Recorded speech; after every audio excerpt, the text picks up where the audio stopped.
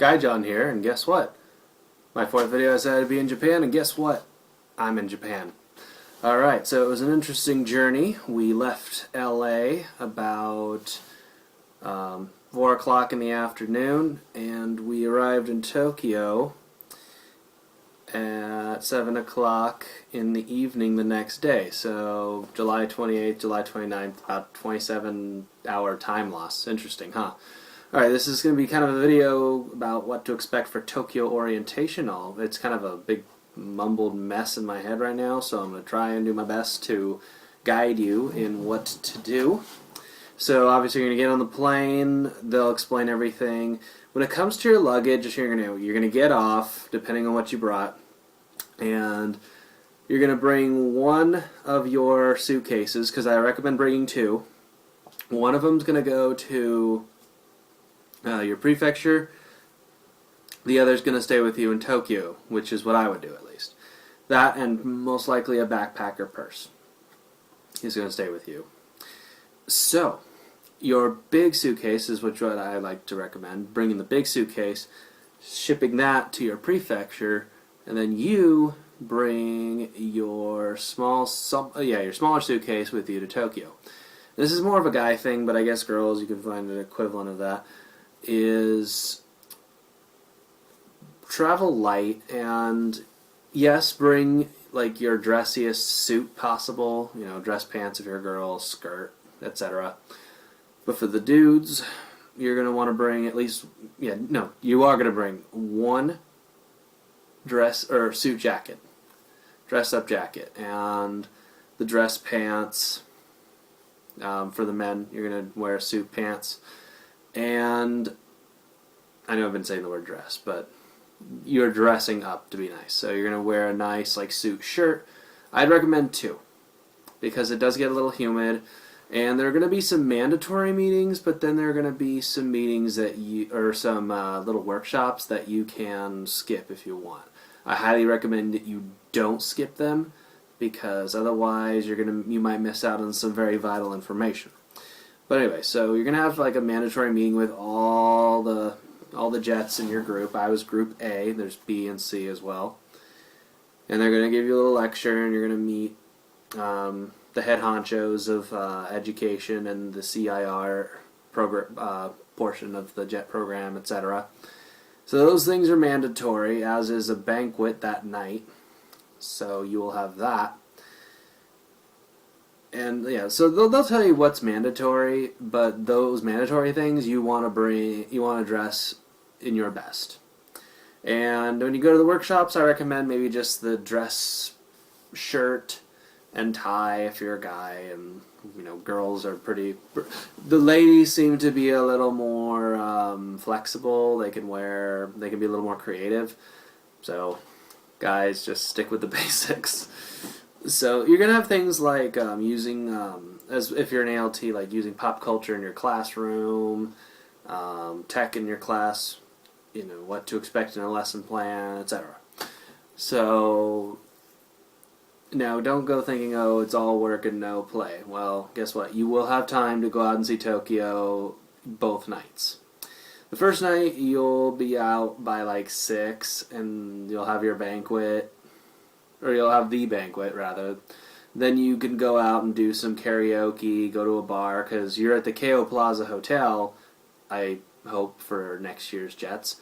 And, oh man, it is awesome. So you guys are going to actually, you'll most likely get a nice hotel if you don't get Keio Plaza, but as far as Keio Plaza Hotel is concerned, it is amazing. It's very grand, very big, and it tested my sense of direction. So, you'll be having banquets in the big, huge banquet halls. Yeah, it's going to be a lot of fun. So the second day, you're going to kind of do the same routine, but you have an option of going to a little party at your embassy. So if you're from the United States, you're going to go to the American one, or Great Britain, Australia, you're going to go to those, and they're going to throw you a little party. You don't have to go, actually. You don't have to. A lot of people don't, and I didn't, because I've been to enough banquets that day.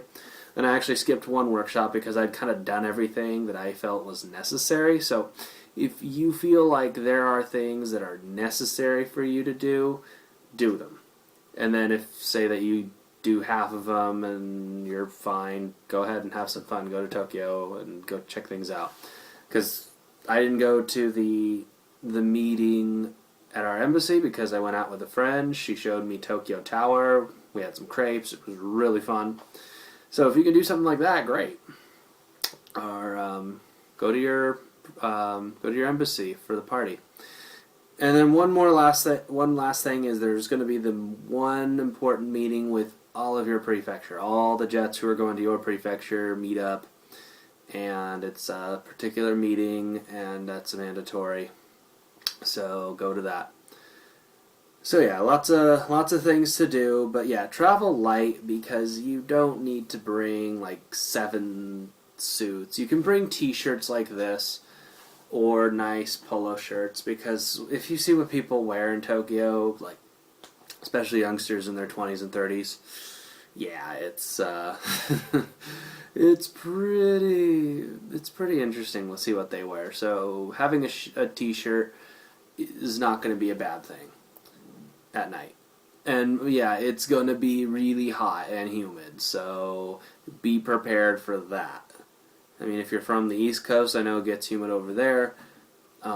Be prepared. West Coast people like myself, it's not dry heat.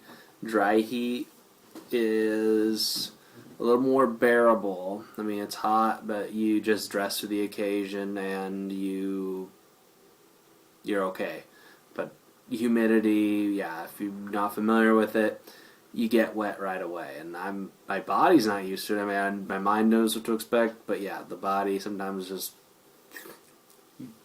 starts to rain down.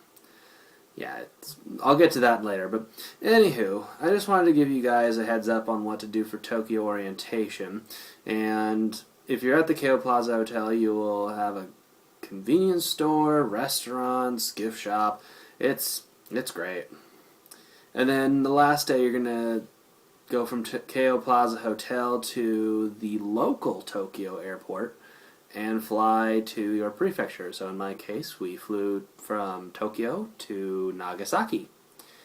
And we then dispersed into the different cities and towns in the prefecture. I went to a place called Sasebo. It's a very pretty little town. It's basically suburban Japan. And I'm kind of on the border of urban Japan. And then there's rural stuff, but that's about 20-30 minutes out of the way. Anywho, so those are just some things to expect at Tokyo orientation.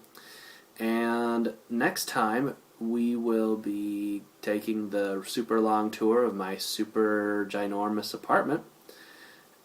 And then I will talk about basically certain things to expect in your prefecture. Everyone's going to be different, but I'll just kind of talk about the generic stuff that there is to offer in Japan. Alright, so with that said, Guy John signing out. Take it easy.